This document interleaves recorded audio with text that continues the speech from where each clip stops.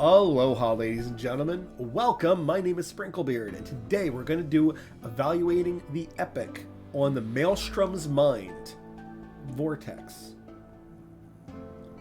Vortex is one of the top healers in the game, and in this video today, we're going to be talking about him. I am going to go over him more quickly than some of the other champions. The reason why is you ask anybody who's played Watcher of Realms their thoughts on Vortex, top healer. Every single person ever is just rating Vortex as this amazingly awesome healer. So this is just to give you guys the quick understanding of why he is so great. I hope nobody's offended by this if this is like your favorite champion. It's cool that he's like this water elemental, and then his whole concept is all water based, which is very, very nice. All right, so let's start off with stats. Stat-wise, he has kind of an impressive attack, which doesn't matter at all. We don't care about his attack stat because he is an HP-based healer. The big thing about him that is of note, if we look at his range, he starts off with really good range on his healing, and then as we promote him, his range actually extends outwards to the sides. So it gives him some of the largest healing range in the game, besides like Ezreal, who is kind of our we can heal anybody anywhere champion. So stats are good. The one big thing of note, he is a healer, so this attack interval is very, very slow at 3 seconds, and that is typical for all of our healers. All of our healers have a very slow animation, but it's one of those things that if you can, gear-wise, attack speed will matter on this champion, or if you want to feel like your heals are more effective, attack speed is something worth investing into. Alright, so his cost is 17, which is good for a healer. There are certain healers that are a little bit cheaper at like 15. His 17, I think, is beyond fair for his enormous range that he has, and then the way that his kit operates makes a lot of sense as well. So let's get into it. So grants HP-based healing to one ally in range. So for my newer players, and this is something I don't want to skip over, how does healing work in this game? It takes the max HP of the target. So in this example, we're going to use Wrath as an example. Wrath's max HP matters for him being healed. Then it takes on the consideration the main stat of the healer. So in Vortex's case, HP. So now we care about the HP percentage of both of our champions. Then, whatever that number is, let's say it's 2,000, it would then be multiplied by the healing effect multiplier. And from 0 to 100, it's about like a kind of a 1% increase for every one that you have, as I understand it at the time of making this video. So as you get closer to 100%, let's say our Vortex has 100 effect healing effect. Instead of it being 2,000 heal, it will be 4,000 instead. That is kind of the quick, very nutshell, not actual numbers, but a quick version of effects for you to be like, oh, okay. So I do still want to stack HP stats on Vortex, and I even maybe want to do that over the healing effect. As I also understand it, healing effect does have diminishing returns after 100. So in the example I gave, we said it's kind of a 1-for-1 percentage from 0 to 100. So if you have 100 healing effect, you will heal 100% extra. As I understand it currently, if you get up to 105, it's not going to feel like 105%. It might only feel like 101%. I have not tested this out. That is the next stat I'm planning to scrutinize. But that is the understanding I have for it. I need to make sure that I have the proper gear and that all of my other understandings of how healing works, that they make sense before I do the video. So yeah. HP-based healing. I absolutely love this because this lets us not just focus on attack stats on every single champion in the game. So I love this HP-based healing, and I hope that the game moving forward adds in more HP-based healers and more defense-based healers. Right now, there's only like, I can only think of 1 or 2 other defensive-based healers, And then the HP healers, we do have a bunch of Northerners that have HP-based healing. So the game is slowly expanding out some of its creativeness, but I absolutely love this. Next, we're going to talk about his passive, because his passive is extremely noticeable. Healing Ripple. When the hero's basic attack heals in excess of the target's HP, the surplus healing is converted into a damage-absorbing water shield equal to 70% of the healing, which lasts for 10 seconds. During the effect of moisture, the hero can heal one more target. I actually never, ever noticed that last sentence. I never, ever noticed that last sentence. 100% never, ever paid attention to that. Holy crap. All right, so the quick version of this. Wrath is missing 5% of his HP, right? In this example, we're going to say that Vortex heals for 10% of Wrath's HP every time Vortex goes to heal. So when he goes to heal Wrath, Wrath would get the 5% heal back up to 100%.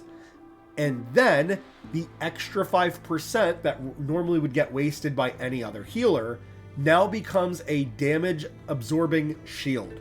So Vortex can shield up other allies on the screen by healing them or by over healing them. You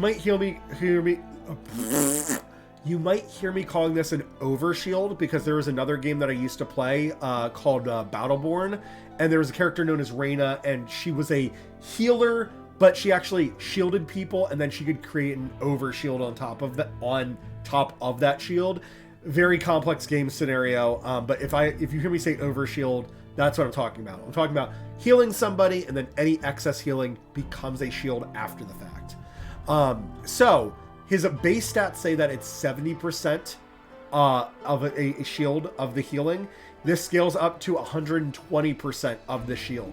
So as you skill him up, not only are you healing for more, but then you're also creating a shield, which means that Vortex does have to heal less. So him actually having that very slow attack speed, you're not going to notice it as much. However, we do want him healing as frequently as possible. That doesn't mean you don't need attack speed. However, I would focus more on the HP percent stats than attack speed. Finally, his ultimate, which is called Moisture, and I did not know that he gained could target more than one target during it. Increases the healing multiplier by 25% for 20 seconds. When triggered, restores HP equal to 10% max HP for all allies in his range. If the heal amount exceeds their max HP, 110% of the excess will be turned into that damage absorbing shield again for 10 seconds. And then as we skill him up, here we can see the skill healings multiplier increases by 5, 10, 15, 20. So we go from 25% to a 45%. The shield strength will scale from 110% to 120, 130, 40, 50. So 150% of it will be a shield. And then his ultimate goes from an 1100 cost, which is very, very slow. We can scale it down to 900, which is still slow in terms of ultimates. However, it is significantly better than 1100. So understand that is a huge difference. And 900 is kind of where I was doing a rage regen video. So if you're curious, watch the rage regen video. But 900 is kind of my cutoff point where I'm like, ooh, at 900, things feel very, very slow to get to an ultimate. This does balance him out, because as you are healing with Vortex, you are putting shields onto people, which helps their survivability immensely. When it comes to single target healing, I would argue Vortex is kind of the best, because again, even when he heals somebody that might not need the heal, but he's throwing a heal at them anyways, him putting a shield on top of them that lasts for 10 seconds. 10 seconds is an enormous time in this game, guys. 10 seconds is so much time to absorb damage from attacks and whatnot. So it's an absolutely wonderful skill. And more importantly, he's still healing them up to full. Like, it's not like you're... Like, if the character's at 99% HP, he will heal them, and in the example I gave earlier at 10%, he's still giving them a 9% shield on top of that little bit of itty-bitty healing that he had to do. So Vortex, when we get to where is he good at, the answer is everywhere. Let's get to his awakenings, though. So Awakening 1. When on the field, grants a random ally a shield equal to 20% of their HP every 25 seconds. The shield itself, though, lasts for 10 seconds. So again, not only is Vortex one of our best single target healers in the game, but he's randomly throwing shields on other people once you awaken him. This awakening felt game-breaking for me. When I got a second copy of Vortex, I could have saved it for Abomination. I was like, no. Vortex feels so good. At the time, I was using 2 healers, so having Vortex having this shield that he's just randomly throwing on people. What was also great is that it is random. It never is like a guarantee you're going to throw it on the same ally. I can't tell you how many times I noticed the shield randomly showing up on somebody, and shielding for 20% is so massive. There were so many characters who should have died or would have taken 50% of their HP, and because he shielded them right before an attack hit, they only lost 30% of their HP. And then Vortex was able to heal them back up to full very reliably. So just his Awakening 1, this is one of the few healers where I would say, as you invest Awakening Stones in him, it feels amazing. Awakening 2, he gets 1200 HP. Again, this is super valuable. Not only is he an HP-based healer, but that 1200 brings him up close to 10,000 HP, which feels much more amazing on him. And not only helps his healing, but helps him survive. Even though he is an HP-based healer, he does feel a little on the squishy side. His defense, 648, is not great. So that extra HP does matter a lot. It's about a 25% increase to his HP. Feels amazing. Increases the healing multiplier on platform units by 20%. It is very useful, right? Our platform champions tend to be squishier anyways, so you getting extra heal on top of them, and again, any excess healing turns into a shield, is brilliant. There's nothing wrong with this at all. It is a little bit of a shame that it's only platform units, but it is what it is, right? We want to take those advantages where we can. Rage Regen Auto, +1.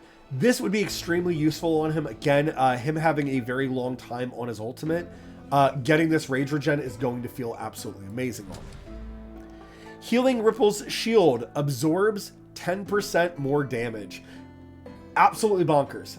It literally takes him from being like the best healer in the game to making him like the best healer and shielder in the game. To be honest with you, right now we don't really have like an AoE shielder in the game. So Vortex is not only one of the best single target healers, he's also like the best single target shielder as well as like AoE shielder. Like Vortex literally has a kit that kind of does everything you want out of a healer. So if you're looking to keep your party alive, and if you have Vortex in your team, start giving him your best HP gear. I would even argue he will take better advantage of your HP gear than your tanks will. Because as he's healing them, he'll heal them for more, and he will create an overshield on top of them, making them tankier. When you get into things like the Void Rift seems to do less damage to shielded targets. Or some of the big damage that happens in the Void Rift, having a shield heavily mitigates how much damage that actually does to your champions. So with that, let's talk about where Vortex is going to be good at. I'm going to make this very easy on you guys. Everywhere. There's really no content Vortex is bad in. When you get to the arena, that's the one place where if you need a champion to survive, Vortex is going to be great. Obviously, in things like your AoE arena and your flying arena, he'll have a little bit less usefulness there because we're typically not using ground units, or our units are not typically taking a whole lot of damage. However, if you had a really great ground unit like Scorch, and Scorch is taking a lot of damage, you could use Vortex but I don't think that's the best place. In the campaign and the Void Rift, again, anywhere you need a healer, if you need your heroes to survive, if they're taking any damage at all, Vortex is absolutely brilliant. In the Void Rift, I can't explain how good Vortex is. In the Void Rift, it's kind of like a small challenge series where you kind of need the most out of each hero that you bring. You can still bring certain ones like Idril and be like, okay, I need flying coverage, so Idril's going to be my flying coverage. Vortex, with his enormous range, there's a lot of Void levels where he can be your only healer, or he can hit everybody that needs to be healed very reliably. And that can save you an extra slot or let you bring an extra damage dealer.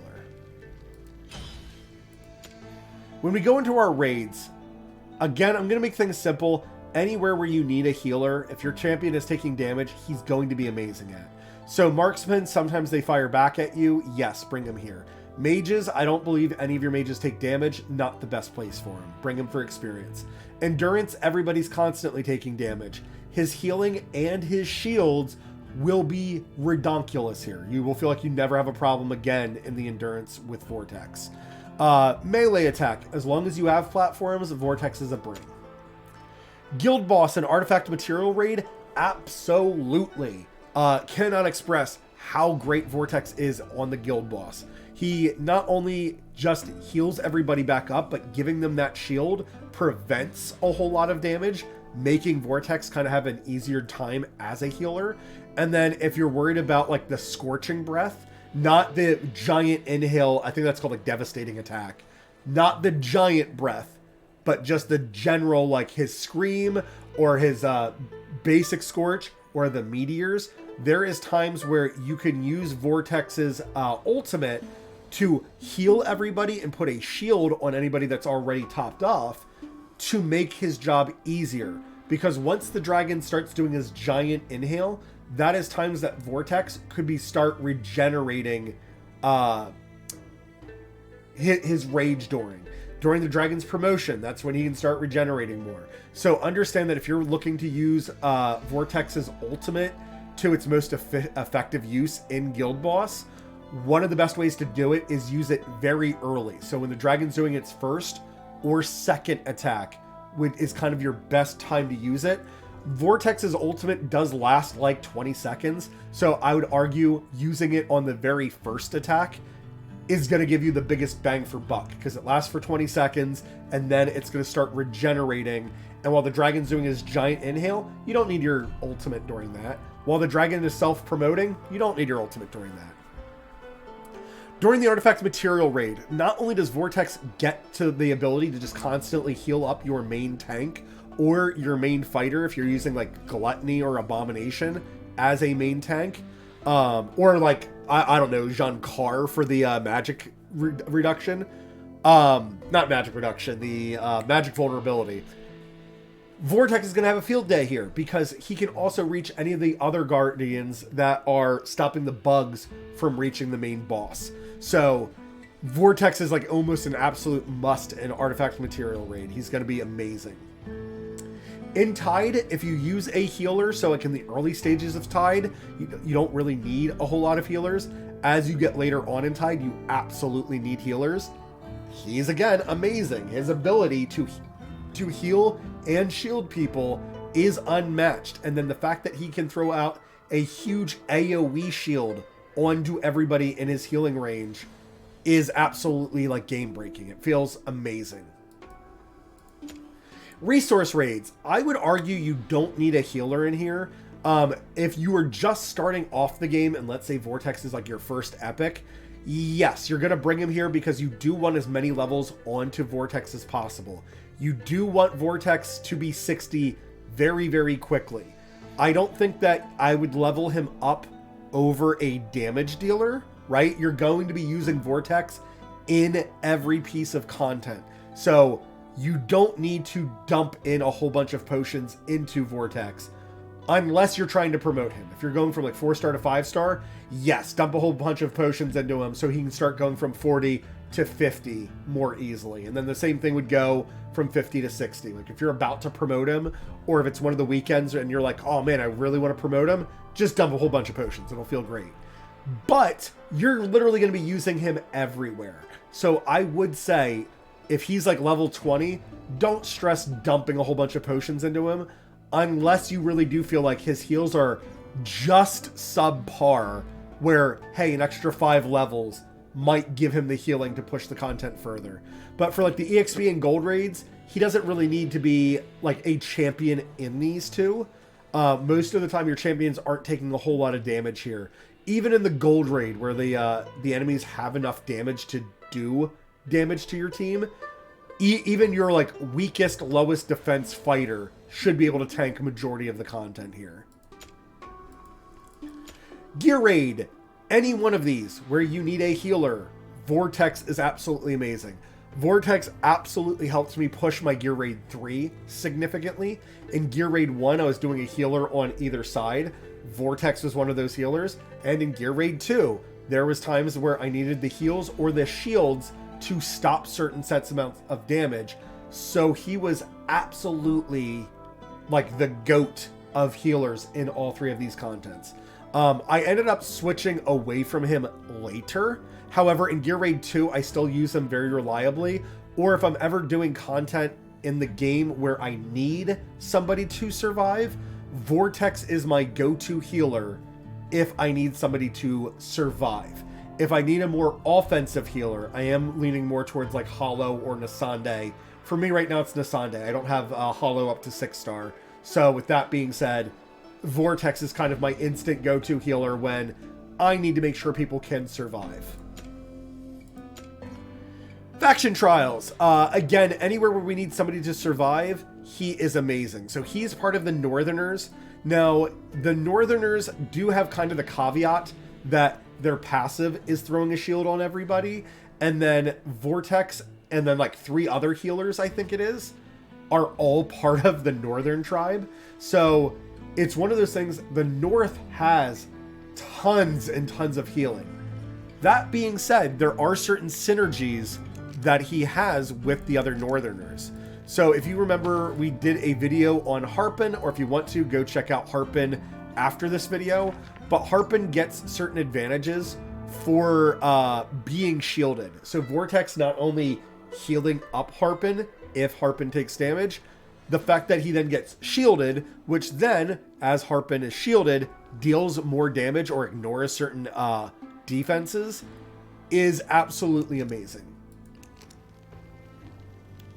So ladies and gentlemen, that's kind of it. We'll do an artifact material raid real quick to show off Vortex being amazing. I'm currently using Abomination as a tank because it helps my speed on this. So there we can see Vortex on the left, and here he's healing up Abomination up to full and throwing a shield on. So Abomination's never really losing more than 10 to maybe 15% of his total HP. And Abomination has an anti-death mechanic, but Vortex just does not care. Vortex says, nope, I have healed you, you must stay alive. And it is very difficult to out damage a Vortex. It is absolutely great. If you feel like your Vortex is not doing enough damage, my advice for you would be just make sure that your stats are correct on him. Now, these are my stats. This is not to say that this is the best version of him, but it is a version of him that I find effective. So I have focused very heavily on HP percentage more than anything, and then things like attack speed and healing effect as substats. Everything else was just kind of a bonus stat for him. So here, defense bonus, not necessarily the best, but every little bit does help. So again, extra defense bonus here, extra flat HP. This amulet obviously has no healing effect on it, and we just saw that he heals plenty fine. He is getting enough healing effect from other stats here. This first gear set does give him extra healing effect. I would prefer to put him in the HP set. So this set over here, where he would gain extra HP on top of it, so that I wouldn't have to worry about my Vortex dying. However, right now, the way that some of my gear rolled, is that this salvation set with the healing effect ended up being the best set for him because it just had so many synergistic things on it that work for how his kit works. So if you feel like, hey, my Vortex isn't operating properly, certain things like this amulet, you could have this be attack speed. You could have it be something like healing effect. I believe all the things can be healing effect. Yes, any of your things can be healing effect. So if you're struggling to hit close to 100, that is something you could do. Is you could switch one of these to healing effect. If you feel like you can't find any items with attack speed on it, you could always use your amulet as attack speed to get his healing speed up faster. I will say though, I feel like HP percentage is the best way to go on him. Get him to be this giant, bulky HP boy that throws out gigantic heals all over the place. It absolutely feels amazing. So ladies and gentlemen, that is it for Vortex. Again, I wanted to keep this a little bit shorter. I'm sure I dragged it out anyways because I like to ramble. Thank you very much for watching the video. So if you liked it and found it helpful, go ahead and hit the like and subscribe button down below. Helps me out tremendously.